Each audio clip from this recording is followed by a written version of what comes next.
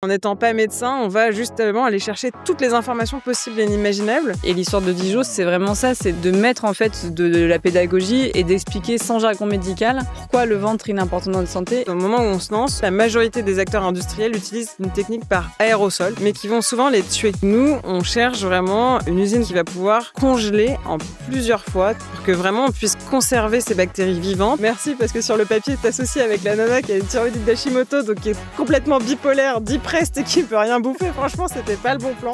Comment tu peux penser que ce que tu mets dans ta bouche qui va traverser tout ton corps n'a pas d'impact sur ta santé?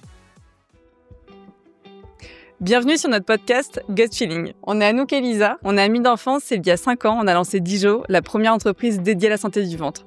Pourtant, il y a 5 ans, personne ne croyait en nous ni en notre idée. Mais justement, à ce moment-là, on a écouté notre intuition, on a suivi notre instinct, notre fameux gut feeling. Et aujourd'hui, on a décidé d'approfondir justement qu'est-ce que c'est ce gut feeling en interrogeant des personnalités inspirantes qui ont décidé de changer de vie en écoutant ce fameux instinct.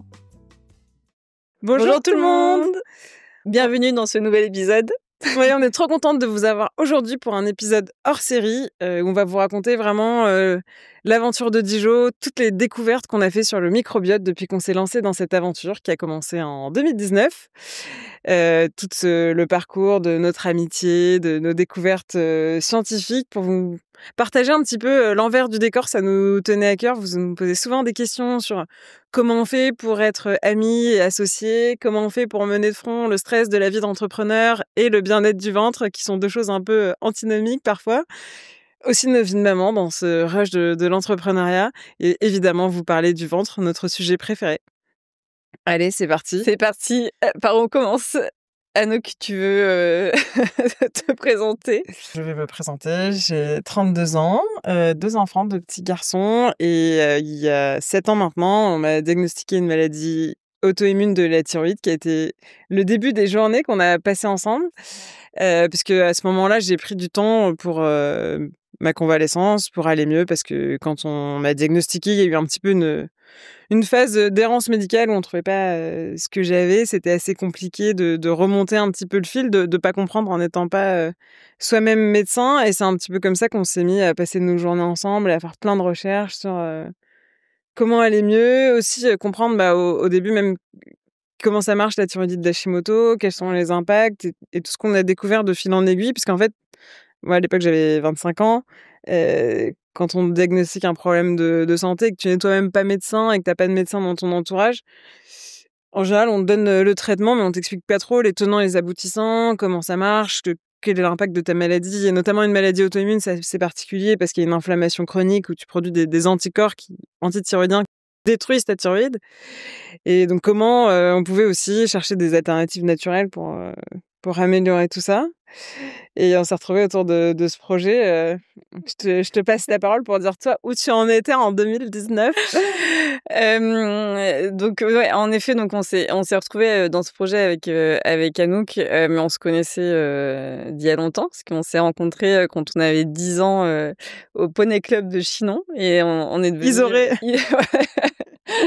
Et on est très amis depuis toute petite. Et en effet, quand Anouk est tombée malade, il y a une espèce de prise de conscience de se dire déjà on n'est pas au courant en fait de l'importance du ventre et comment en prendre soin. Et aujourd'hui, du coup, enfin à l'époque, Anouk se retrouvait dans une situation où elle devait prendre un traitement à vie sans comprendre vraiment les tenants aboutissants de cette maladie. Finalement, aujourd'hui, tu les connais beaucoup plus, mais je me rappelle qu'à l'époque, c'était vraiment, on t'annonçait ça, on te donnait pas le choix, et tu devais prendre un comprimé toute ta life, sachant que ce comprimé en question te donnait aussi plein d'effets secondaires, etc. Et donc à ce moment-là, moi, j'étais aussi en transition. Moi, j'ai 3 ans de plus qu'Anouk, donc je suis un peu plus vieille. Donc j'ai toujours été passionnée par le sport et le bien-être. C'est vraiment genre toute ma vie. Et du coup, j'en ai fait mon métier. Je travaillais en agence de marketing sportif. Et à ce moment-là, il y a eu une grosse restructuration. La boîte a été rachetée par un gros groupe. Et du coup, j'ai eu envie de changement. Et donc, j'avais notamment le projet de partir à l'étranger. Et donc, je faisais du consulting en marketing en attendant de trouver l'opportunité qui allait me faire partir en Australie. Voilà. Et donc, au détour d'un dîner Oui, toutes c'est les vrai. 2 dans un Chez un petit resto, vietnamien en train de manger de la glace au matcha. Déjà, on était précurseurs, en fait.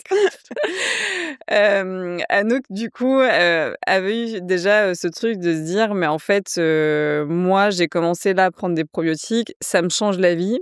Et je me rends compte que en fait, déjà en pharmacie en France, j'arrive pas à trouver les pharmacies de la bonne qualité et en plus, je me rends compte que ça me fait un bien fou alors que personne ne m'en a jamais parlé. Et moi, j'avais aussi cette sensibilité de par, mes préparations marathon où justement je voulais à tout prix éviter d'avoir des problèmes de ventre pendant la course à pied et c'est vrai que du coup, je m'étais, vachement intéressée, au ventre, aux probiotiques et tout et du quand Anouk, me dit ça, je me dis: «Mais carrément, enfin, tu raison, il y a un pro enfin, il faut qu'on dise aux gens l'importance de prendre soin de son ventre» et donc ça a commencé vraiment, comme ça et puis, de manière, très spontanée, on se dit: «OK, bah, vas-y, on se voit, on se voit dans 2 jours, faut commencer à mettre un peu nos idées sur le papier» et en fait, ce qui devait être un peu un side project, bah, finalement, très vite, on y a passé nos journées, nos nuits parce que ça nous a passionnés et que ouais, on avait envie vraiment de dire au monde entier de prendre des probiotiques et justement de les sensibiliser sur l'importance du ventre. Ouais, pour, remettre un peu dans le contexte, enfin, c'est 2018 à l'époque, fin d'année 2018, je me souviens, je pense en novembre. Les probiotiques, c'est pas du tout, vulgarisé, c'est pas quelque chose que les gens connaissent, vraiment. Donc on a vraiment l'impression d'avoir fait une découverte scientifique majeure parce que moi, effectivement, j'ai mes symptômes, qui vont avec, la thyroïdite d'Hashimoto, donc le fait d'être en hypothyroïdie, épuisement, sauts d'humeur, enfin, il y a aussi des symptômes qui vont avec l'inflammation chronique liée à la pathologie, qui sont plutôt des ballonnements, même parfois des inconforts, digestifs, de la constipation qui est ça, c'est propre, à l'hypothyroïdie et en fait, les probiotiques vont nettement, soulager ça, alors qu'effectivement, l'endocrinologue qui me suit pour mes problématiques de thyroïde, lui, n'est pas du tout sensibilisé, même pas formé sur les problématiques digestives et c'est vrai que du coup, quand on découvre un petit peu ces bénéfices des probiotiques et qu'en creusant un peu, on découvre que le microbiote, en fait, on est constitué de milliards de bactéries qui ont plein d'interactions, que ce soit avec, notre cerveau, notre système immunitaire. C'est un truc dont on nous a jamais parlé, même, dans les cours d'SVT classiques, Mmh. quoi. Et donc, on se dit: «Bah, c'est fou, on veut vraiment, vulgariser ça» et ouais, on a un peu l'impression d'avoir trouvé, le remède miracle pour tous les gens qui ont des ballonnements. Sauf qu'à l'époque, on n'est ni médecin, ni entrepreneur, on n'a pas d'argent. Donc c'est pour ça que je pense qu'on n'ose pas se dire: «Ça va être un full projet, ça va être, la start-up qui va skyrocket, le Ouais. marché». On se dit un peu C c'est pas side project le terme, on se dit juste: «On a envie de faire la meilleure cure de probiotiques possible» parce que le constat qu'on fait, comme tu disais, c'est que ça en France, cette cure n'existe pas. Et que moi, à l'époque, je la commande, plutôt dans un laboratoire belge sur un catalogue papier où il faut renvoyer par courrier, enfin un truc complètement old school.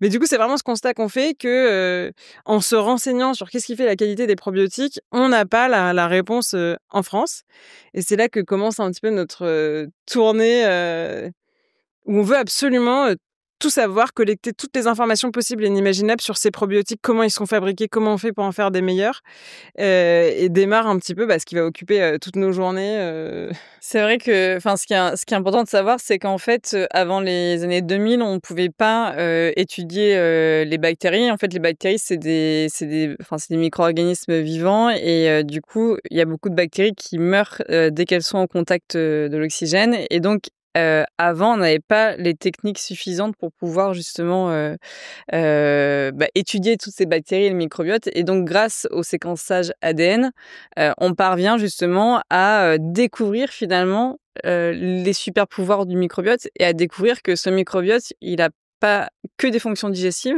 il a vraiment des fonctions essentielles, dans toute notre santé. Donc évidemment, il régule la digestion, mais il régule aussi notre immunité, notre poids, nos humeurs, notre peau. Et sauf qu'aujourd'hui, on se rend compte aussi que justement, on a des modes de vie qui sont assez délétères pour nos microbiotes. C'est-à-dire qu'en fait, le fait d'avoir, des aliments qui sont moins bruts, le fait de moins vivre avec les mains dans la terre, le fait d'être dans des environnements qui sont beaucoup plus stressants, d'être moins en contact avec les animaux, On se rend compte que, nos microbiotes sont moins riches, moins diversifiés et donc ça crée au quotidien, alors certes des maux de ventre type ballonnement, problèmes de transit, mais ça crée aussi plein d'autres conséquences et c'est vrai que parfois aujourd'hui, même encore aujourd'hui, les on a du mal à faire le lien alors que beaucoup de choses viennent du ventre sur effectivement, bah, je suis fatiguée tout le temps, j'ai un énorme coup de barre après le repas, des problèmes de peau type, eczéma, ça peut être aussi lié, à un problème de ventre et donc aujourd'hui, on arrive à faire le lien entre le ventre et des conséquences sur l'ensemble de la santé et d'ailleurs, il y a des études qui montrent justement, entre, une personne, qui est atteinte de stress chronique, de dépression et une personne qui n'est pas atteinte, de stress, on va avoir des compositions bactériennes très différentes entre les 2 microbiotes et si on inverse les microbiotes, alors ça on l'a pas fait sur les humains, on l'a fait sur les souris pardon, mais si on inverse ces 2 microbiotes, les 2 comportements s'inversent et ça on a les mêmes études scientifiques qui ont été faites aussi sur, des personnes obèses. On se rendait compte que justement chez ces personnes-là, on retrouvait, certaines souches pardon de bactéries qui étaient surreprésentées, et contrairement justement à aux microbiotes de personnes saines chez qui on retrouvait pas les mêmes espèces de bactéries. Et donc voilà, on découvre justement le monde passionnant du microbiote intestinal et avec Anouk justement, bah, on n'était ni médecins ni rien du tout.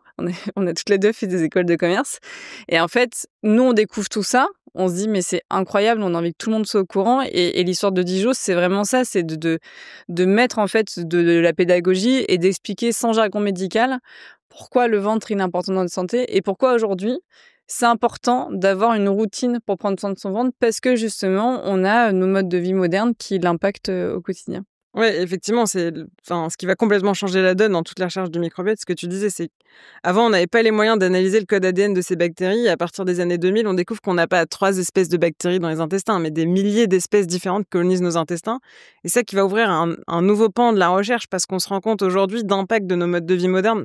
Même dans les pays nordiques qui sont très avancés sur le microbiote, ils font des études sur des populations d'enfants qui grandissent avec un lave-vaisselle et d'autres sans. Et on se rend compte que si tu grandis avec un lave-vaisselle, tu as un microbiote plus appauvri que si tu n'as pas de lave-vaisselle.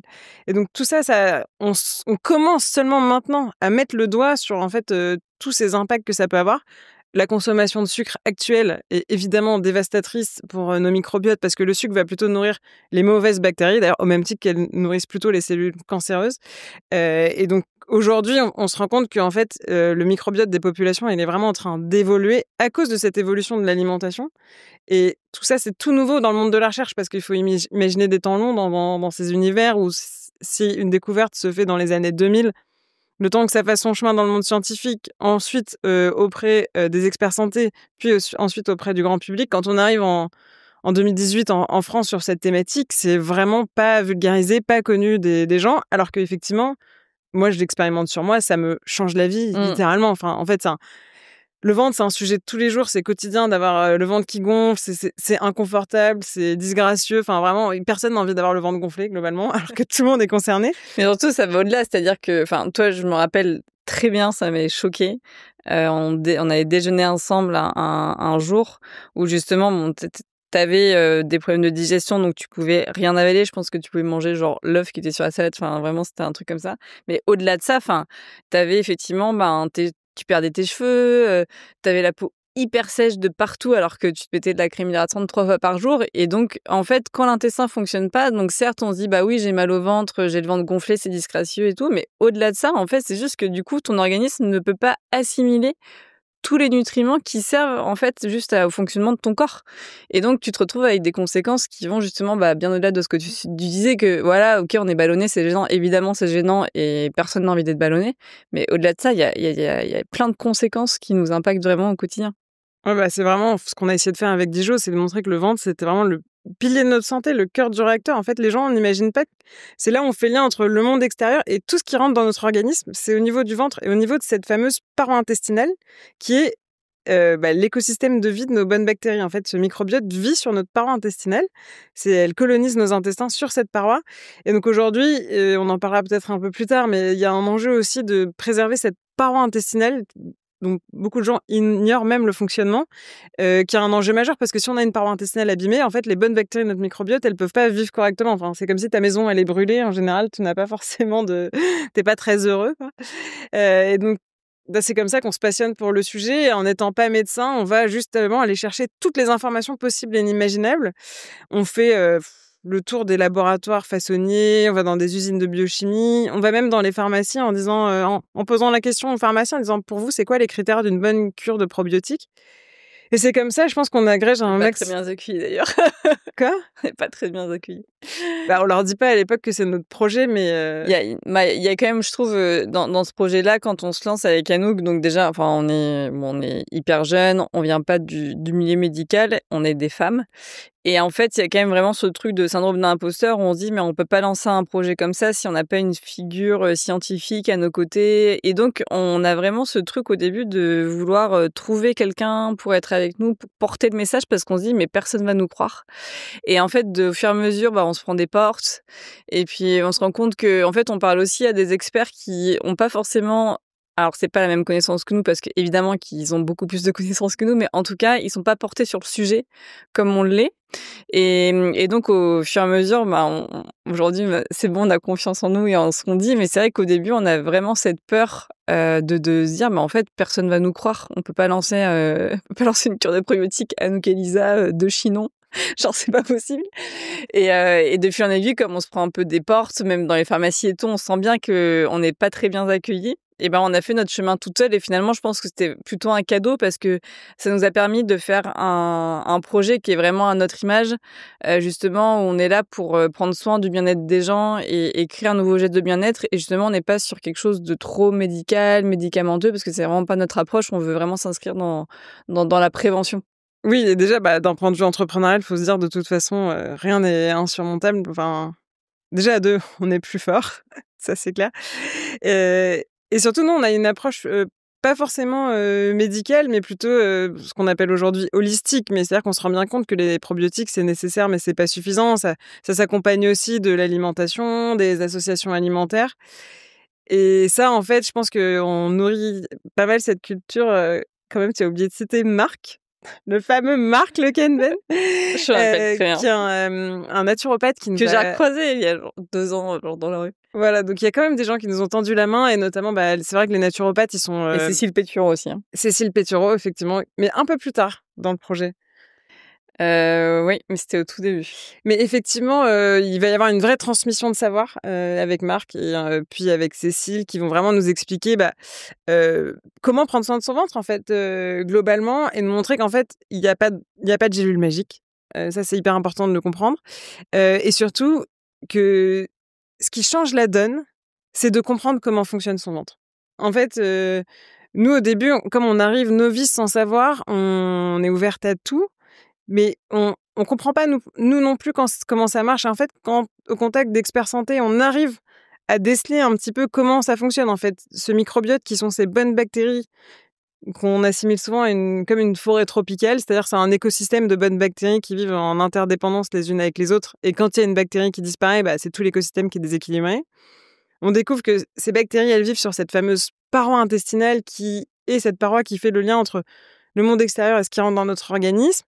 Il y a aussi l'importance du foie qui fait son travail de nettoyage, d'éponge du corps et donc tout ça, c'est un petit peu un cercle vertueux parce qu'en fait, si le foie, il est saturé de toxines, il va plus faire son travail de nettoyage, donc après il y aura beaucoup plus de déchets dans les intestins et donc là, à la suite, c'est le microbiote qui trinque et la paroi intestinale.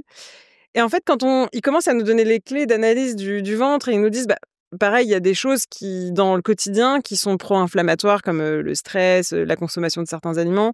Il y a aussi des choses qui sont plus difficiles à digérer, même si elles sont bonnes pour la santé. Manger des crudités, par exemple, c'est quand même difficile à digérer. Certaines associations alimentaires, pas mettre féculents et protéines parce que là, c'est juste très lourd en termes de digestion, même si c'est pas mauvais pour la santé en soi.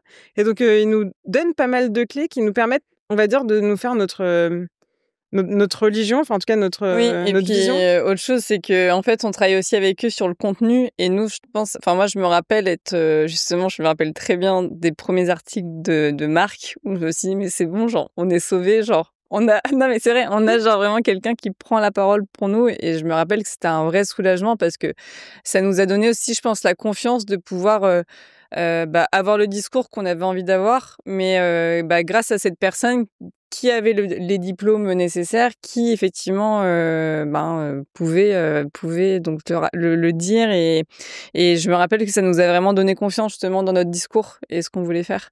Donc merci Marc. Si tu nous écoutes, on t'enverra l'épisode en tout cas. Et surtout, il y a un truc qu'on sous-estime à ce moment-là, enfin dont on n'a pas du tout conscience parce qu'on est complètement extérieur au monde médical, c'est le fossé qui existe entre l'approche curative de la santé et l'approche préventive. Et c'est vrai qu'en France, on a vraiment cette culture de un problème, un médicament, mais on cherche pas à régler l'origine des symptômes, forcément, ou à rééquilibrer en tout cas. Et on le voit beaucoup, par exemple, avec les gens qui ont des remontées gastriques, qui prennent les fameux médicaments qu'on appelle des IBP, des inhibiteurs de pompe à protons. Donc c'est, Mopral, les oméprazole, donc c'est super, ça c'est efficace parce que ça enlève la douleur. Mécaniquement, en fait, ça enlève toute l'acidité de l'estomac, parce que les brûlures gastriques, c'est en fait, le petit clapet qui est au-dessus de l'estomac qui permet que ce qui est contenu dans l'estomac ne remonte pas dans l'œsophage parce que l'œsophage est pas fait pour recevoir de l'acidité. Donc ces médicaments, ils neutralisent l'acidité de l'estomac. Donc quand ça remonte, donc ça continue de remonter, mais en fait, ça ne brûle plus. Sauf qu'en fait, pas avoir d'acidité au niveau de l'estomac, ça va perturber ensuite tout le système digestif. Et aujourd'hui, on voit dans cette approche curative, c'est-à-dire les gens prennent ce médicament qui devrait faire seulement de manière ponctuelle. Mais évidemment, quand on cherche à soulager la douleur, on va le reprendre, puisque vu qu'on ne travaille pas sur l'origine des symptômes, forcément, ils partent pas tout seuls. Et nous, on se casse vraiment les dents sur ce sujet parce qu'en fait, nous, on a envie d'aider les gens de manière naturelle, simple, et on se rend compte que culturellement, c'est difficile de réconcilier cette approche préventive et curative, alors qu'elles devraient marcher ensemble. Et Après, la bonne nouvelle, c'est que on va quand même dans cette direction et je trouve qu'en 6 ans, il y a une vraie évolution aussi, le Covid a aidé. ouais, non, mais du discours aussi, justement, des médecins, et cetera, sur l'importance, justement, de l'alimentation, du ventre et en fait, nous, on n'est pas du tout au contraire, on est pro-médecins, on a envie de travailler avec eux. C'est juste qu'en fait, on voyait bien que dans leur approche, au tout début, parfois, quand on allait leur parler, ils étaient pas du tout sensibles à ce qu'on racontait, alors que maintenant, on trouve beaucoup plus, justement, de personnes vraiment du milieu médical qui intègrent vraiment toute la partie alimentation et santé du microbiote dans leur manière de soigner les gens. Et du coup, on fait vraiment des pas de géant aussi dans la recherche parce qu'en parallèle, au niveau de tout ce qui est recherche autour du microbiote, tous les jours, il y a des découvertes extraordinaires sur justement, encore une fois, ce microbiote qui est juste essentiel à notre santé de manière générale. Et c'est en train d'avancer, mais il faut vraiment continuer à travailler là-dedans, effectivement. Et encore une fois, on n'est pas du tout anti-médecin. Et aujourd'hui, le système est fait que de toute façon, aujourd'hui, ils ont très peu de temps pour prendre en charge un patient. Il n'y a pas le temps pour la pédagogie, pour remonter l'origine des symptômes. Aujourd'hui, ils sont là pour soulager dans l'urgence et qu'on n'a pas le temps de travailler plus en amont. C'est pour ça qu'aujourd'hui, il y a aussi la responsabilité de chacun de mettre en place cette approche préventive, holistique. En fait, en France, on consomme beaucoup de médicaments. Mais le médicament, c'est déjà trop tard, en fait. Il faut plutôt penser son hygiène de vie pour ne pas avoir à prendre de médicaments. Et ça, c'est encore quelque chose. Encore une fois, depuis le Covid, on voit qu'il y a beaucoup de changements. Et le Covid a été la rampe de lancement de Dijon, d'ailleurs, parce que les gens se sont mis à cuisiner, se demander qu'est-ce qu'ils pourraient faire pour pas tomber malade. Mais ouais, quand on s'est lancé, il y avait vraiment. Le marché était complètement différent. Beaucoup de choses à évangéliser. Et pour faire bouger les lignes, c'était pas si facile. Et c'est pour ça qu'en fait, je pense qu'on s'est jamais penché vers le circuit classique de la distribution pharmaceutique, de faire de la visite médicale. Ouais, ouais, alors après, moi, je me rappelle aussi justement que c'était aussi, et ça l'est toujours pas, mais c'était pas notre volonté et pas notre discours. C'est-à-dire que en Oui. fait, nous, on voulait justement pas être en pharmacie ni forcément justement être recommandé par les médecins parce qu'on n'était pas dans cette approche justement médicamenteuse. On était vraiment dans une approche, et on l'est toujours d'ailleurs, mais de bien-être. Parce qu'en fait, aujourd'hui, il y a effectivement des gens qui vont aller consulter parce que ils ont des grosses pathologies du ventre, des gros symptômes et donc effectivement, ils ont identifié qu'ils avaient un problème de ventre. Mais en fait, nous, on s'adresse vraiment à tous les gens qui ont pas vraiment de pathologie, Mais par contre, qui vont être ballonnés, après chaque repas et qui vont se dire: «Bah non, bah, c'est normal, j'ai mangé donc j'ai le ventre qui gonfle». Bah non, en fait, c'est pas du tout normal. Enfin, genre, ton ventre n'est pas fait pour gonfler. Si ton ventre gonfle, c'est que ta digestion, elle est lente et difficile et que du coup, ton intestin est pas capable de faire le travail nécessaire. Et en fait, nous, notre approche, elle est vraiment justement d'expliquer aux gens pourquoi au quotidien, en fait, la santé du ventre les impacte et justement, bah, le fait de tomber malade à répétition, c'est pas normal parce qu'en fait, 70 du système immunitaire est logé dans la paroi intestinale, donc c'est-à-dire que tu as un souci à ce niveau-là. Si tu as des gros coups de barre après le repas, non, c'est pas normal. Enfin, et en fait, c'est pour ça, enfin, je me rappelle très bien justement du choix de se dire: «Bah, on veut pas aller en pharmacie au début». C'est justement de pas vouloir être identifié non plus comme une sorte de médicament, alors que nous, on voulait vraiment, bah, créer ce nouveau geste de bien-être, éduquer les gens sur l'importance de prendre soin de son ventre. Oui, c'est vrai. Et effectivement, c'était hyper important cette démarche préventive pour nous. C'est ce qui nous tenait à cœur, c'était que les gens comprennent l'importance de leur ventre et que ces symptômes ne sont pas normaux, et comprendre justement tous les tenants et les aboutissants de tout ça. Mais après, je sais pas si c'est autant, choisi que subi parce qu'après coup, que quand on repense à nos débuts, il y avait aussi tout ce syndrome de l'imposteur et de toute façon, on n'avait pas les moyens de se positionner de Oui, cette oui, oui. façon. Et c'est pour ça que naturellement, on s'est tourné vers les réseaux sociaux et Instagram. Et effectivement, c'est là où très vite, on a rencontré notre communauté, où il y avait tellement de gens qui étaient ballonnés qu'ils ont été qui forcément, ils étaient très intéressés par les sujets dont on parlait, la pédagogie qu'on faisait et ça nous a justement tracé cette voie, un petit peu atypique, on va dire, mais qui a été notre force parce qu'en fait, la force des réseaux, c'est, créer du contenu. C'est vraiment le meilleur exercice pour construire le meilleur discours marketing, parce qu'au début, c'était pas inné chez nous, on avait un discours hyper alarmiste en mode, «Si vous n'avez pas un microbiote en bonne santé, on va tous mourir», donc les gens nous disaient genre: «Mais moi, j'ai pas de problème, genre, est-ce que je peux prendre 10 jours?» Tu en mode: «Ah oui, justement, c'est tout le discours», mais en fait, on s'y prenait mal, et tout ça pour dire que c'est vraiment le fait de poster tous les jours et de sentir les messages qui prenaient ou non, qu'on a réussi vraiment à façonner ce discours, cette pédagogie et intéresser les gens au problème. Parce qu'en fait, quand on part de l'explication, scientifique du microbiote, on perdait l'attention des gens. Alors que quand on disait: «Bah, en fait, si tu as besoin de déboutonner ton jean après les repas, c'est peut-être qu'il y a un problème». Là, les gens se disaient: «Ah oui, moi aussi, je suis trop concernée, j'ai toujours besoin de m'allonger après le repas», et là, on pouvait leur parler parce que là, on avait leur attention. Et donc ça, c'était assez rigolo et finalement, c'est ce qui nous a permis, enfin, souvent aujourd'hui, les gens nous disent: «Mais vous êtes super forte en com et tout». Franchement, c'est comme, le youtubeur, hyper connu là, MrBeast, il dit genre: «En fait, moi je donne pas de conseils aux gens tant qu'ils ont pas posté genre 500 vidéos sur Ouais, YouTube». ouais.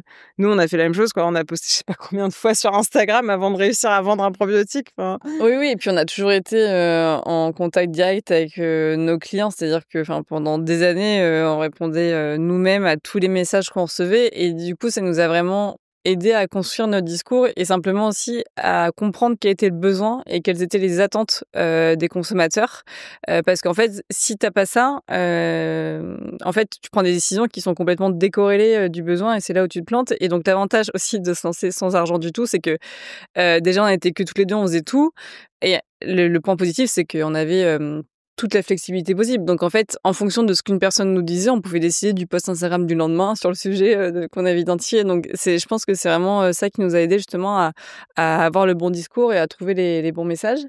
Mais on n'a pas raconté comment on avait créé notre première cure de probiotiques Oui, très et important. Les critères de qualité des et revenants. je pense que ça intéresse les gens et que c'est important de comprendre pourquoi on a voulu, à ce point, justement faire cette cure de probiotiques. Donc tu l'as un peu expliqué tout à l'heure en expliquant justement, toi quand on t'a recommandé des probiotiques, tu commandais sur un catalogue en Belgique. Alors du coup, tu veux nous raconter, comment on choisit une bonne cure de probiotiques? Allez, c'est parti, cours d'SVT express. Non, mais effectivement, c'est bactéries, donc c'est du microbiote, c'est des micro-organismes vivants qui sont super fragiles. Ça n'a rien à voir avec ce qu'on voit dans la phytothérapie, où c'est une plante séchée, broyée et mise dans une gélule. Là, il faut vraiment imaginer que c'est des bactéries qui sont cultivées dans des univers humides, un peu comme la boîte à pétri là, en SVT, quand on met ses doigts et genre une semaine après on revient, il y a plein de champignons partout. Bah, les bactéries, ça se conserve de la même façon, ça se développe. En fait, pour les passer en gélule, il y a tout un processus de lyophilisation qui est hyper important. Et en fait, au moment où on se lance, sur le marché, la majorité des acteurs industriels utilisent une technique par aérosol, donc c'est-à-dire un séchage par la chaleur. C'est comme un gros coup de sèche-cheveux sur ces bonnes bactéries qui vont les sécher, mais qui vont souvent les tuer dans le processus parce que justement, enfin, c'est trop chaud et elles sont très sensibles à la chaleur, ces bonnes bactéries. Et donc nous, on cherche vraiment une usine de biochimie qui va pouvoir passer par cette lyophilisation à très basse température, en fait, qui va les congeler en plusieurs fois, tout doucement, pour que vraiment on puisse conserver ces bactéries vivantes et que quand elles arrivent de nouveau dans un milieu humide, qui sont nos intestins, elles se réactivent et là, elles soient actives dans notre propre microbiote. Donc ça, c'était vraiment un enjeu déterminant, parce que quand on arrive sur le marché, il y a beaucoup de gens qui nous disent « J'ai déjà pris des probiotiques, j'ai pas vu de différence ». Et c'est pas à cause des probiotiques en eux-mêmes, c'est juste que c'est des probiotiques qui ne sont pas de bonne qualité dans le sens où ils sont pas bien produits, en fait. Donc ça, c'est vraiment ce qui va être déterminant. Ce qui va justifier aussi qu'on arrive avec un produit qui est 3 fois plus cher sur le marché aussi, ce qui va nous causer quand même pas mal de soucis au démarrage. Et ensuite, il y a 2 enjeux qui sont assez importants. C'est les souches qui sont choisies, puisqu'en fait, nous, on cherche à avoir une cure qui correspond au plus grand nombre, puisque chacun a un microbiote qui est unique. Et du coup, comment on fait la cure qui marche pour le maximum de personnes? Là, ça intervient vraiment au niveau du choix des souches. Donc nous, on a 8 souches qui sont reconnues déjà pour leur résistance et aussi pour le fait qu'elles soient représentées chez la majorité des gens. Donc on sait que ça optimise nos chances, en fait, qu'elles s'adaptent au plus grand nombre et que les gens voient des bénéfices. Alors qu'à ce moment-là, pareil, on voit sur le marché des cures qui contiennent que 1 ou 2 souches de bactéries. Donc là, la probabilité que ça s'adapte à son propre microbiote, elles sont quand même plus minces que quand on en a 8. Et le 3e critère, c'est évidemment la concentration. C'est-à-dire que nous, on met un grand nombre de bactéries dans les gélules pour vraiment optimiser les chances. On a 14 milliards de bactéries par gélule et on en recommande 2 par jour, donc ça fait 28 milliards. Là où, pareil, en 2019, quand on arrive, la majorité des cures sur le marché, elles ont 1 ou 2 souches. Il y a max 10 milliards, et vraiment c'est un grand max, 10 milliards de bactéries. C'est plutôt autour de 2 milliards, je pense, la moyenne. Et encore une fois, ce séchage par aérosol. Donc en fait, ça n'a rien à voir. En fait, les probiotiques avec lesquels on arrive sur le marché n'ont rien à voir avec ce que les gens avaient déjà consommé par le passé. Et donc là, les gens nous disent « Mais c'est incroyable, j'avais déjà pris des probiotiques avant, j'avais pas vu de différence. Et là, ça m'a changé la vie. » Et c'est comme ça, en fait, par le bouche à oreille et par l'efficacité. Et aujourd'hui, de toute façon, tout le monde le dit, les gens prennent des compléments alimentaires par l'efficacité, parce qu'il n'y a pas d'expérience gustative, il n'y a pas d'expérience sensorielle, c'est bête et méchant. Je te vois là, t'as envie de parler, vas-y. Non. Je te connais par cœur. Non. Je bois tes paroles. Waouh, c'est incroyable ce qu'elle dit, j'adore. Désolée. Ok, je continue.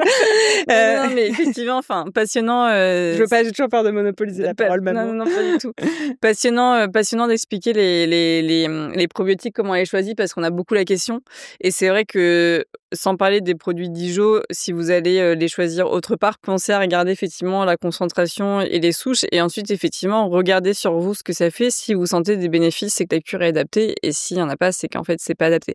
Et en fait, dans le choix des souches, il y a quelque chose qui est important, c'est que on va aussi regarder leur résistance. On l'expliquait, les micro-organismes, les probiotiques sont des micro-organismes fragiles.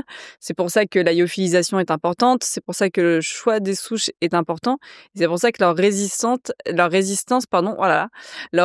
est aussi importante, parce que si on prend des souches qui sont beaucoup, beaucoup trop fragiles, en fait, elles vont pas réussir à arriver jusqu'au côlon pour vraiment pouvoir agir sur notre microbiote.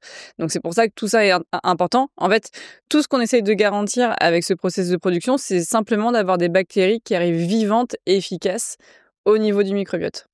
Et ensuite, effectivement, donc on a des super retours. On a des personnes qui arrivent à avoir des bénéfices en 2-3 semaines et qui vont avoir besoin de faire une cure 3-4 fois par an. Et on a d'autres clients qui ont besoin vraiment de prendre des probiotiques quasiment en continu. C'est difficile de l'expliquer. Ce qu'il faut comprendre, c'est simplement que le microbiote est fragilisé au quotidien, et que chez certaines personnes, on n'arrive pas à simplement le maintenir en équilibre grâce à l'alimentation. Et c'est pour ça que les probiotiques ont vraiment justement ce rôle en continu. Nous, on ne recommande pas forcément de le prendre en continu de base. On préfère que les gens prennent 3 cures à chaque changement de saison, mais on se rend bien compte que justement au quotidien, on a des personnes qui nous écrivent tous les jours pour nous demander s'ils peuvent prendre leur cure en continu, parce que ça leur fait un bien fou.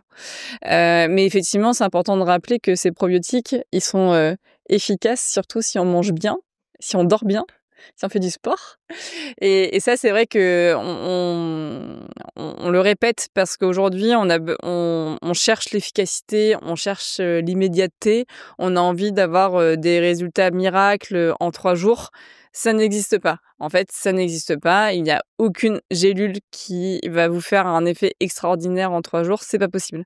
Donc en revanche, on peut avoir des effets long terme incroyables à partir du moment où on met en place effectivement, plein d'autres choses au quotidien, à commencer par l'alimentation. C'est vraiment la clé de tout et tous les jours sur les réseaux sociaux, on fait beaucoup de contenu justement pour vous éduquer à comment bien manger parce que en fait, on le voit bien avec nous quand on va au restaurant avec quelqu'un, les gens nous regardent en mode: «Mais alors, qu'est-ce que je dois prendre sur la carte?»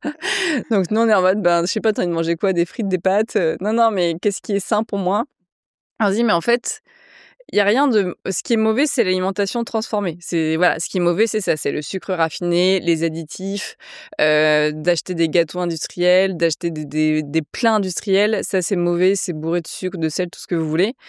À partir du moment où vous mangez quelque chose de brut que vous avez cuisiné ou cuisiné au restaurant, soit de la viande, du poisson, qui ait du gluten ou pas, en fait, ce n'est pas mauvais pour la santé. Donc vraiment, une bonne alimentation, c'est simplement manger des aliments bruts. Effectivement, il y a des choses à manger à certains moments de la journée. Par exemple, commencer le petit déjeuner par, commencer la journée par un petit déjeuner, riche en protéines, c'est hyper important pour votre équilibre hormonal, pour votre énergie, pour vos les fringales justement que vous allez, avoir tout au long de la journée.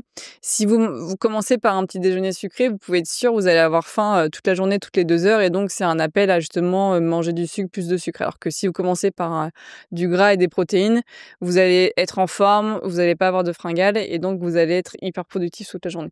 Et donc au quotidien, nous, on essaie vraiment justement d'apporter beaucoup de conseils sur l'hygiène de vie, bien plus que juste sur la partie complément alimentaire, pour vraiment éduquer les gens sur l'importance justement d'avoir ces bons gestes au quotidien et de pas croire que justement que avec une gélule, ça va tout changer. Oui, il y a pas de remède miracle et surtout tout est une question d'équilibre et souvent de bon sens, hein, en termes d'alimentation. Les gens aujourd'hui, ils suivent aussi parfois de tendances un peu marketing. On a vu la détox, les régimes sans gluten, même le café là. En ce moment, tout le monde dit: «Ah, faut pas que je boive du café». Si, tu peux boire du café, juste 10 par jour, c'est pas bon. Mais c'est comme tout, je pense que pareil, manger 3 kilos de carottes par jour tous les jours, à un moment, ça finit par pas être bon pour tes intestins ni pour toi globalement. Donc encore une fois, c'est remettre du bon sens, On n'a pas essayé encore. dans l'assiette. Et c'est important aussi de se faire plaisir. Si c'est pour rentrer dans une relation complètement intellectualisée avec l'alimentation, c'est aussi compliqué. Enfin, je prends souvent des frites au restaurant et les gens me regardent genre: «Ah, elle mange des frites, la cofondatrice de Dijon». Oui, c'est possible de manger des frites, tout est une question d'équilibre, c'est juste j'en mange pas tous les jours, mais moi, j'ai envie de me faire plaisir, c'est des moments de partage, de convivialité, le repas. J'ai pas envie de me priver parce que ça, pour moi, c'est la pire des frustrations et je suis partie de ces gens où de toute façon, si on me dit non, j'ai envie de le faire quoi qu'il en soit. Donc encore une fois, c'est aussi, s'écouter, être à l'écoute de sa satiété, connaître son rythme, hein. On est tous différents, mais tu parlais de l'importance de prendre un petit déjeuner, protéiné. Il y a aussi des gens qui arrivent facilement à faire, du jeûne intermittent, pas manger pendant 12 heures. Moi, par exemple, avec mon hypothyroïdie, c'est très compliqué, donc je vais plutôt avoir des petites portions alimentaires, mais tout au long de la journée. Donc encore une fois, il faut aussi trouver le fonctionnement qui nous correspond et c'est là où Dijon a vraiment une approche très particulière parce que comme chaque ventre est unique, chaque métabolisme est unique, bah, on essaye vraiment d'inviter les gens à devenir acteurs de leur ventre et c'est ce qu'on a vraiment essayé de construire dans l'expérience utilisateur de Dijon, notamment à travers le diagnostic du ventre. Les gens s'auto-notent. C'est-à-dire qu'ils répondent aux questions, mais ils ont pas d'un coup une réponse d'autorité en disant: «Bon, tu as dit que tu avais des ballonnements, donc tu devras prendre ça». C'est plutôt, tu as répondu, à ces questions, du coup, les symptômes qui correspondent à un foie saturé de toxines, ça correspond à ça, ça, ça. Du coup, sur une échelle de 1 à 10, comment tu te noterais en termes de taux de saturation du foie? Et donc ça change complètement la donne d'inviter les gens à être acteurs, donc à l'écoute de leur organisme et du coup pour prendre les choses en main. Encore une fois, enfin, nous on peut pas savoir, les gens ce dont ils ont besoin. C'est eux qui sont dans leur corps au quotidien, dans leur ventre, dans leur transit, hein, même si parfois sur Instagram, je pense qu'il y en a qui aimeraient bien nous envoyer, encore plus de détails de comment ça se passe à la selle. On reçoit des petits messages pépites quand même. Mais voilà, encore une fois, c'est vraiment partie de l'ADN de Dijon. Et pour refaire un petit peu le parallèle avec, le cheminement, entrepreneurial, ça fait 6 ans qu'on est entrepreneur maintenant et depuis on a vu beaucoup d'entrepreneurs, faire des burn-out, se disputer avec leurs associés, enfin les écueils un petit peu de la vie d'entrepreneur. Nous déjà, il y a un truc qui est ancré très fort depuis le début, c'est le projet ne prendra jamais le pas sur la santé et sur le bien-être. Fais attention à ce que je suis assez sensible en ce moment, je risque de pleurer. Bah, non, mais justement, déjà, j'attendais ce podcast, Lisa, pour te dire, genre, merci, parce que sur le papier, t'associes avec la nana qui a une thyroïdite d'Hashimoto, donc qui est complètement bipolaire, depressed et qui peut rien bouffer. Franchement, c'était pas le bon plan. Mais je te reconnais. J'ai toujours su que t'étais la bonne. Ouais, de toute façon, t'as répondu que tu serais capable de faire atterrir un avion en urgence, donc ça correspond quand même à une typologie de tempérament qui a le goût du risque et une confiance en soi. Et du coup, ça a toujours été très important dans le projet de rester à l'écoute de nos besoins. C'est vrai que monter une entreprise, c'est stressant. C'est vraiment les montagnes russes, hein. Ah ouais. Il y a des hauts et des bas. Nous, on a toujours trouvé que le fait d'être associés, c'était une force, mais déjà parce que je pense qu'on se respecte beaucoup nous-mêmes et on respecte beaucoup l'autre. Et souvent, on nous pose cette question: «Comment vous faites? Vous engueulez jamais?» Non, on s'engueule jamais, même si ça arrive qu'on ne soit pas d'accord. Et je pense que ça va avec un peu notre philosophie qu'on applique sur le bien-être, la santé. C'est, encore une fois, du bon sens, mais déjà, pas exiger de quelqu'un d'autre ce qu'on n'a pas envie qu'on exige de soi-même. Que la vie, elle évolue parce qu'en fait, quand on est entrepreneur, arrêtons de mentir, il n'y a pas de frontière entre la vie pro et la vie perso. Il n'y en a aucune. Donc, tous les chamboulements de la vie qu'on peut vivre, que ce soit des épreuves perso, l'arrivée des enfants, on le vit à 3000% quand c'est l'une ou l'autre. Donc, faut forcément faire preuve de cette bienveillance et je crois que c'est quelque chose qu'on essaye de mettre vraiment aussi dans l'accompagnement qu'on donne à nos clients. Mais qu'on a en nous, naturellement. Enfin, on s'est jamais dit: «Il faut qu'on soit bienveillante avec nos clients et ni Mmh. envers nous-mêmes», l'une et l'autre. C'est que, je pense profondément on a les mêmes valeurs qui sont ancrées en nous et que justement, cette boîte, on l'a lancée, ensemble et qu'aujourd'hui, il y a un respect mutuel vraiment qui est très profond et une confiance aussi, une très forte confiance qui fait que dans toutes les discussions, on sait que l'autre nous veut du bien et qu'on veut la même chose et donc à partir de là, il peut y avoir tous les désaccords du monde, on sait que la direction est la même et que du coup, on va trouver ce terrain d'entente et en plus, la confiance fait qu'au bout d'un moment, tu dis: «OK, elle veut faire ça, je lui fais confiance et je sais que c'est la bonne décision» et du coup, on n'a aucun mal, l'une et l'autre ou l'autre d'ailleurs à lâcher. Je sais pas si c'est propre aux femmes, mais moi, je sens pas du tout d'ego entre nous. De savoir, qui l'a fait, qui l'a pas fait, qui a eu raison, j'en sais rien, en fait et ça compte pas du tout, pour nous. Ah surtout, faut repenser, c'est tellement dur d'avoir une boîte qui marche. Si tu commences à mettre de l'ego, de la jalousie, Oui, mais en fait, tu vois, je me rappelle très bien, quand tu avais été dans, Forbes, 30 Under 30. 30 Under, ouais, exactement. J'allais dire 30 Under 30, j'étais en mode: «Non, ça sonne pas du tout bien». D'ailleurs, c'est grâce à François qui était Forbes 30 Under 30 que j'ai rencontré là qu'on tourne ce podcast avec Tête de Tigre, donc merci François. Et je me rappelle, j'ai eu quelques messages de mon entourage qui me disaient: «Mais, genre ça te fait pas chier, qu'Anouk elle y soit et pas toi?» et tu sais, dans ma tête, genre, j'étais en mode: alors franchement, non». Alors, en fait, je sais pas comment dire, mais ça m'avait jamais traversé l'esprit. Enfin, déjà moi j'avais plus de 30 ans, donc j'étais pas dans la compète. Non, mais au-delà de ça, pour moi, c'était, déjà, j'étais trop heureuse pour toi. En plus, c'était hyper bénéfique pour Dijon et genre, je le prenais en fait, je sais pas, ça n'avait pas de rapport avec, je le voyais pas du tout comme une compétition entre genre, c'est Anouk ou moi et je sais que dans les échanges qu'on a pu avoir, tout le monde nous a mis en garde sur notre association parce qu'on est associés à 50-50. Tout le monde nous a toujours dit: «C'est une erreur».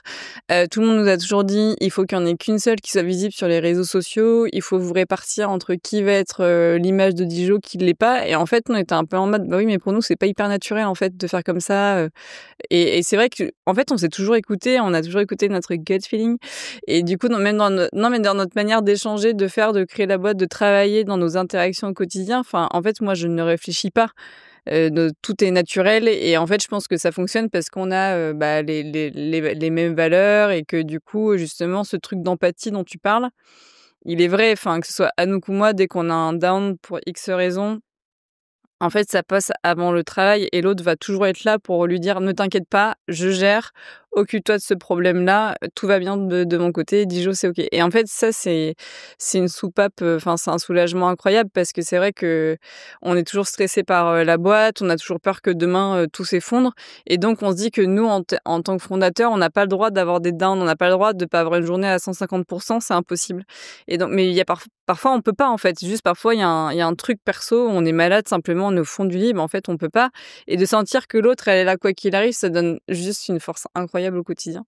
Oui, hein, et surtout, c'est pas possible d'avancer avec la peur d'être jugé par son associé. C'est très proche d'une relation de meilleurs potes, de couple. C'est en fait, ça doit être du plus d'être ensemble. Enfin, c'est ça ce qui permet d'aller plus loin parce que si ça freine, effectivement, il y a pas de raison, autant y aller tout seul et ça parfois, aller seul, ça permet d'aller plus vite. Nous, il y a aussi un truc, je pense, c'est qu'on est hyper alignés avec la vision de Dijo et en tout cas, on passe beaucoup de temps à se remettre toujours d'accord. C'est Jean-Pierre Nadir qui nous avait donné ce conseil la première fois qu'on l'a rencontré et on l'avait dit dans le podcast avec lui, c'est faut savoir où on veut aller et ça, on a mis beaucoup de temps à le formaliser mais en fait, nous, à l'époque où on s'est lancé, le modèle des startups, c'était de lever des fonds, de cramer du cash, de faire un exit au bout de peu d'années. Nous, je pense que ça nous correspondait pas trop et aujourd'hui, on arrive à mettre les mots sur le fait, qu'on a envie d'être à la tête d'une belle PME qui fait une croissance, stable, pérenne, enfin et C'est vrai ça qu'on a mis du temps à le dire et à le savoir. mais parce que ça n'existait pas, c'était pas le modèle, Ça n'existait pas et puis tout le monde nous bourrait le crâne avec, «Bah, non, mais du coup, effectivement, faut lever des fonds, parce que pensez à dans 3 ans quand vous allez revendre» et puis nous, à chaque fois, on se disait: «Mais en fait, enfin, je vois pas à quel moment on aura envie d'arrêter» mais du coup, on avait aussi du mal à dire non parce que quand t'es dans ce milieu-là, enfin, encore une fois, en tant que femme, en fait, t'as genre, 10 mecs qui te disent ça, donc tu te laisses aussi un peu influencer par ce mindset, je trouve et c'est difficile de dire: «Bah, non, c'est pas ce que je veux» parce que en plus, c'est vachement associé au truc, genre, bah, vous avez pas d'ambition. Bah non, ça n'a rien à voir. En fait, j'ai de l'ambition. C'est juste que mon ambition, effectivement, c'est pas de faire le maximum d'argent en 3 ans et de tout vendre après. En fait, genre, j'ai pas envie de cette vie-là et ça m'intéresse pas. et Et c'est c'est pas aligné avec notre lifestyle non. aussi. Parce que nous, enfin, en fait, tu lèves des fonds, tu lèves 10 millions, tu dois faire, je sais pas combien de pourcentage de croissance en 5 ans pour pouvoir revendre. Ta daily life, c'est pas, aller au Pilates tous les midis ou t'occuper de tes gosses quand ils sont malades, ce qui m'arrive quand même, allez, 30 de mon temps en ce moment. Heu et en fait, ouais, ça nous correspondait pas et que à l'époque, c'était vraiment pas la tendance de faire ça et je pense qu'on a eu confiance de l'assumer, après notre passage dans Qui veut être mon associé? On a refusé les financements. C'était pas du tout calculé, mais sur le coup, en fait, je pense qu'on est assez impressionnés et on sent que c'est pas nous et encore une fois, c'est finalement peut-être un peu ce gut feeling qui nous a toujours un peu guidés où on le sent pas et du coup, on n'y va pas et là, on ose enfin mettre les mots parce que les gens nous disent bravo et comme nous, on est toujours en train de s'auto-flageller, on est en mode: «Ah mais les gens nous disent bravo d'avoir dit non et d'avoir fait un truc qui nous ressemble» et on est en mode: «Ouais, en fait, c'est cool» et c'est comme ça on a commencé à assumer, de dire: «Ouais, on sera certainement jamais une boîte de 200 personnes». Nous, ce qui nous anime tous les matins, c'est d'échanger avec nos clients, de les aider à aller mieux, de les suivre, de créer cette expérience, inédite, et oui, évidemment, aujourd'hui, on se confronte à des nouvelles problématiques parce qu'on commence à avoir touché notre premier cercle de clients. On essaye d'élargir le projet. Après le passage dans Qui veut être mon associé, on a quand même été un peu chamboulés parce que tout de suite, on a eu un nouveau statut, de boîte qui fait, 5 millions de chiffre d'affaires, qui doit scale, et on devait aller en pharmacie, à l'étranger. On était quand même enceintes aussi, en même temps, et je pense on s'est un peu perdu les 18 mois après Kevma parce qu'on a essayé d'être une boîte qu'on n'est pas.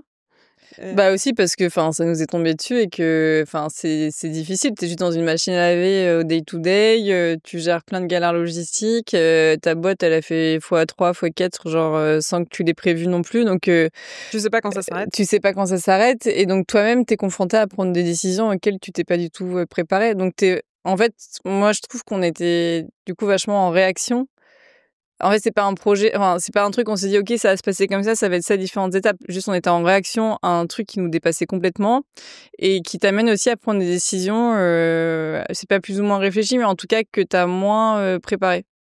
Oui et de toute façon, Tu moins eu le temps de réfléchir. ça fait partie de l'aventure ces situations, elles nous ont beaucoup appris aussi, de qui on voulait être. En fait, à chaque fois que le projet t'amène à toucher une nouvelle limite, ça te permet aussi de te recentrer et te dire: «Ah oui, là, j'ai senti que j'étais pas à l'aise». Et ça, je pense, ça vient vraiment de ce concept de ce qu'on dit de gut feeling, mais t'as la sensation, en fait, quand t'es désaligné et quand tu sens que ça te correspond pas. Et donc là, bah, en général, on se retrouve autour d'un verre, on se dit: «Ça va pas, non, non, ça va pas». Et on reprend Dijon et on le remet en ordre de marche sur quelque chose qui nous anime, qui nous fait du bien, en fait, qu'on aime faire. Parce que je pense qu'on peut pas être le meilleur dans son domaine quand on fait quelque chose qu'on n'aime pas, qui nous anime pas. Mmh. Et nous, c'est vrai que ce lifestyle, enfin, ce bien-être du ventre, moi, il m'a changé la vie avec ma pathologie. Alors franchement, ça me bottait vraiment pas, mais tu m'as montré que c'était possible et que c'est pas forcément, rébarbatif, loin de là.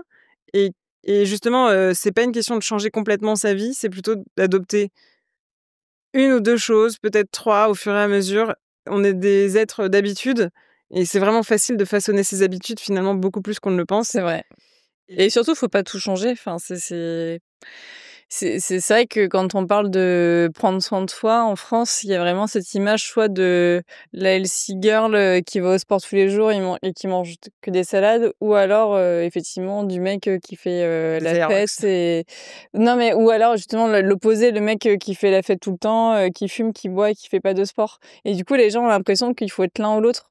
Alors qu'en fait, être en bonne santé, c'est pas manger des salades tous les jours ni aller au sport tous les jours. Être en bonne santé, on l'a dit tout à l'heure, c'est juste avoir un mode de vie sain et un bon équilibre.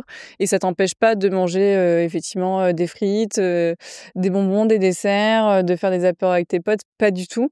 Et c'est vrai que par exemple aux États-Unis ou même au Brésil, il y avait des choses moi qui m'avaient marqué. Au Brésil, par exemple, tu vois tout le monde faire du sport. Tu vois même des personnes vraiment alors un peu grosses, mais même, enfin, voire en surpoids, tu vois, faire du sport, courir, faire leur footing au bord de la plage et tout. Bah, en France, quand tu vois les gens courir, franchement, c'est que des gens, tu vois que les mecs, ils courent 3 fois par semaine. Enfin, alors ça vient de plus en plus, mais c'est plus rare. Et ça m'avait vraiment marqué en me disant, bah, en fait, il y a des pays où culturellement, ils arrivent beaucoup plus à mettre le mouvement dans leur quotidien sans que ce soit forcément, bah, leur lifestyle à 200 parce qu'à côté de ça, tu peux justement te faire plaisir Carnaval do et Brasil. voilà, carrément avec ça. Mais en tout cas, je trouve qu'en France, tu as encore vachement cette image du truc où pour être en bonne santé, il faut tout bien faire, manger que des salades, faire que du sport, jamais boire, manger que du poisson blanc. Bah, en fait, enfin, moi, je veux bien, mais Tu pètes un câble. je suis en dep totale. Et d'ailleurs, les gens souvent ils me disent: «Non, mais là, je commence pas ma cure Dijon parce qu'en ce moment, je fais n'importe quoi, mais bientôt, je vais tout changer». Et je suis en mode: «Mais c'est pas possible de vivre comme ça et de se dire, genre, d'avoir des phases extrêmes et après repasser à un autre extrême». Enfin, ce yo-yo, il est pas forcément bénéfique non plus et vaut mieux déjà tester les trucs un par un pour se rendre compte de ce qui marche vraiment sur soi. C'est des petites choses, hein. Parfois, c'est juste, bah, pas manger de sucre tout court ou intégrer plus de protéines, notamment dès le matin. Pour certaines personnes, c'est même boire plus d'eau, hein, parce que vous ne vous rendez pas compte du nombre de gens qui n'ont pas bu un verre d'eau avant d'arriver au bureau et de prendre leur premier café. Enfin, Et surtout qu'il y a un truc sur l'hydratation, quand tu bois, je vais dire un chiffre, c'est un peu à côté de c'est pas forcément ça, mais quand tu bois genre un verre d'eau au réveil, c'est 30 de ton hydratation de la journée. C'est une image, j'ai plus le chiffre en tête, mais en tout cas, il y a des trucs comme ça où juste boire ton verre d'eau au réveil, c'est hyper important pour, ton hydratation, globale. oui, et ben, il y a des personnes qui ont de la fatigue chronique.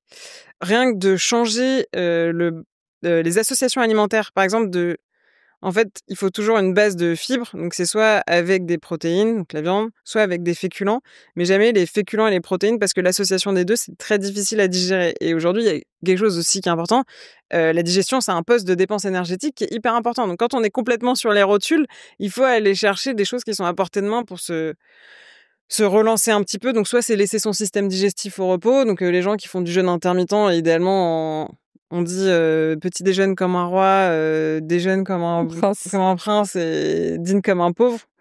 Bon, il y a aussi des gens qui sautent le petit déjeuner, encore une fois, chacun fait Oui, oui, comme oui. il peut, il veut. Donc ces associations alimentaires qui sont importantes, le jeûne intermittent, enfin ça, c'est des petites choses qui peuvent être, mises en place pour retrouver un peu d'énergie, pour mettre ses intestins, au repos.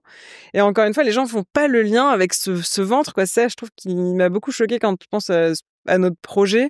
C'est en fait, les gens nous disent, enfin, je me suis jamais posé la question de comment C'est ça. fonctionne mon ventre, alors que le cerveau, les poumons, le cœur, c'est genre hyper noble, alors que le ventre, c'est le cœur du réacteur, mais Mais personne se demande mais comment ça marche. surtout, je sais pas quand enfin, Tu te dis: «Mais comment tu peux penser que ce que tu mets dans ta bouche qui va traverser tout ton corps n'a pas d'impact sur ta santé?» Enfin, tu vois, comment tu peux penser que ça va pas agir sur ta santé? Et c'est vrai qu'on a complètement perdu le lien entre ce qu'on mange et le bénéfice santé.